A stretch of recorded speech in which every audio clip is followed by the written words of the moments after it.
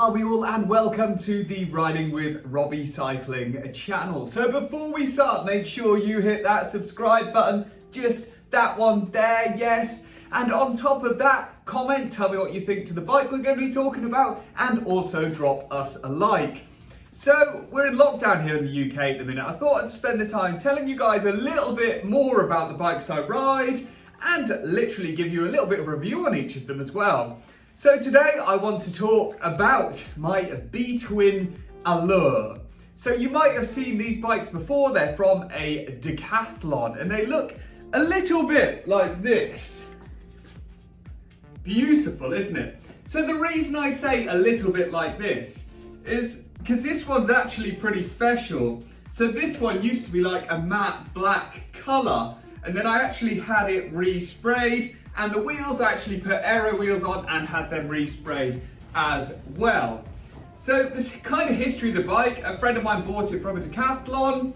He didn't really get along with it, so I bought it from him, and then I used it as a winter bike. I took it from London to Alpe d'Huez in like December, and I actually went up Alpe d'Huez in winter on this at like -8 degrees. It was crazy.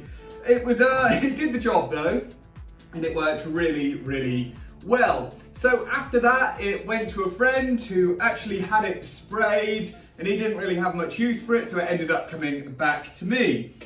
It's been a great bike. It's never let me or any of my friends down.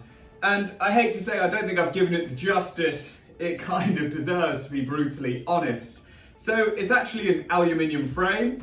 It's very light. There was actually a racing team in France using these for actual racing. Not a carbon version, but yes, the aluminium version. It's very big. This is a large. So I find it, for the size, it is quite aggressive. But I don't mind that, because I'm kind of using it as a bit of a road racing bike at the minute.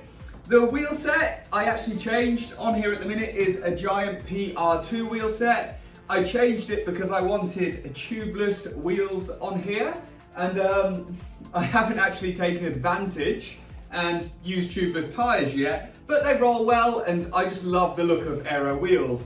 I actually did a video on how to spray bike wheels and how to bodge spray bike wheels, and that will be in my video. I think it's like episode 125 roughly. So moving on from that, so yeah, the wheels alloy as well, and yeah, they're just good, they work. Moving on from that, the group set. So I'm actually using a very funny mix of the group set here. So you've actually got an Ultegra chain set, that is the R8000 chain set. I've got a Shimano 105 5800 rear derailleur, and on top of that, I have 105 brakes, and what's very impressive about this, Dura-Ace shifters. Yes, we're running Dura-Ace shifters on this bad boy.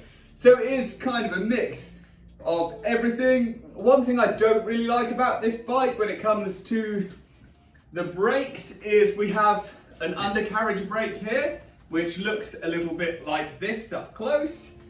And these are genuinely, they are good brakes, and they kind of evolved from time trialing. But with time trialists, you go out, you ride maybe 10, 25, 100 miles, and then you're back and you clean your bike again. If you're doing long distance miles, these undercarriage brakes kind of can get a bit clogged up. So I wouldn't really recommend them for bike packing. This isn't a disc brake bike, obviously. That's why I don't really use it on long distance things very much. And the reason for that is just disc brakes are better, they're sharper, and a lot of my other equipment I use, like on my Ritchie, is all disc brake stuff.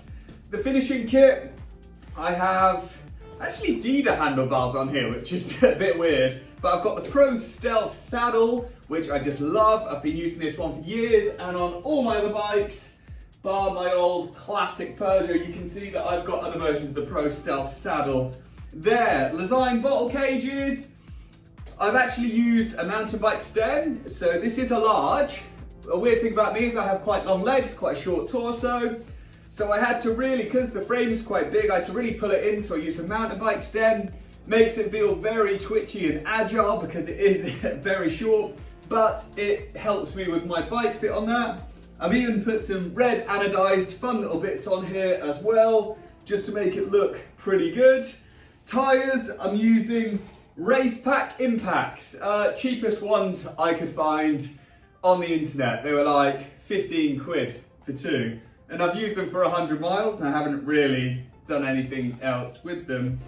The bike is originally internally routed, so you'll see that there's no cables hanging around the outside, which is very cool. One thing that I do rate is there was originally little holes for kind of the grommets for the cable to go in, and you have less outer and like the inner going all the way through. But unfortunately, Mr. Robbie Ferry here lost the little attachments and I've just cabled it the whole way through, which doesn't make the shifting as smooth as it could be, but still, it works well. And I'm a bit of a fan. You'll probably notice on a lot of my other bikes that I talk about, I literally just put full outers and run the whole way through, just kind of for reliability and stuff like that. So yeah, so that is my Btwin Alur. Do I rate them? For the price, knowing that you can get something along the basic lines of this, like the standard one with the 105 group set and a standard saddle and everything like that, you're probably going to be looking at roughly about £1,000, £1,200, which in my opinion is an extremely cheap, good bike, which is going to last the test of time. The only other thing that I've done, which I haven't really mentioned, is I've got some little red anodized bits, same with the skewers and stuff like that, and I put it on Shimano SPD pedals. But yeah, it's been a really good bike. I wish I could do more on it, but honestly, the geometry is very aggressive to be doing some really long distances.